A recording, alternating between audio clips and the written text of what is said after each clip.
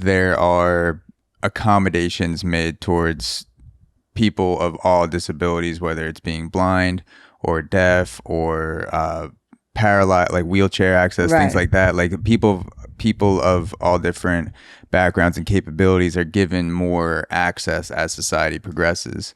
When you were born, do you remember it being a lot more difficult to be blind than it was today? Does it feel more difficult? It felt a lot more difficult back then. When I first started using the subways, you had to count the stops because they rarely announced them. Nobody even thought about it. Or you were dependent on the public to make sure you got off where you're supposed to get off. They had very little help. It wasn't until 1990 when the Americans with Disabilities passed that life became much easier. Before that, it was much harder because people didn't know. The law wasn't on your side. People weren't trained.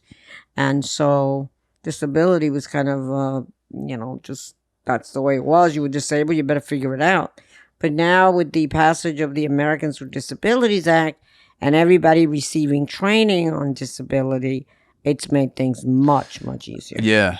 I mean, I get the announcements on the subway and I can see the stops and I still miss them about 20% of the time. I'll get off at a wrong stop and everything's so crisscrossed and you're trying to think about which line am I going to take and all my friends are going to be at this bar in 30 minutes, but I'm going the wrong way and then I got to get back on. So I can't imagine trying to navigate the subway as a blind person without any announcements and then, having to count the stops or hope that you get off at the right one.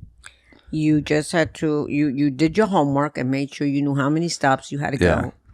And then you tried to concentrate that you wouldn't, miss your stop. So you feel like the city, the actual layout of the city better than a person with sight just because you had to memorize where everything was and the stops and have that in your own, have that internal mapping of where to get off.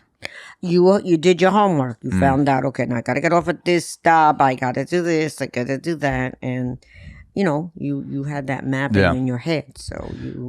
But then the Americans with Disabilities came out and they started announcing stops. People were more conscious of people with disabilities and much more helpful. I missed my stop on the bus not too long ago. And normally the driver would have cared less. That was my problem. Now he got out. He said, I missed my stop. He said, you know what? I'll cross you over so you can get the bus going the other way. That never would have happened before 1990. Yeah, so you feel like the American Disability Act made people more conscientious because there was more information. There was more information and the law was on your side. It says that you have to try to accommodate someone who is disabled. Like I went to a hotel and the problem was that we couldn't work the air conditioning because you have to see the numbers on the air conditioning. And so I told the guy to help me. And usually hotels are very good. They want to accommodate everybody. But this guy was like not too good.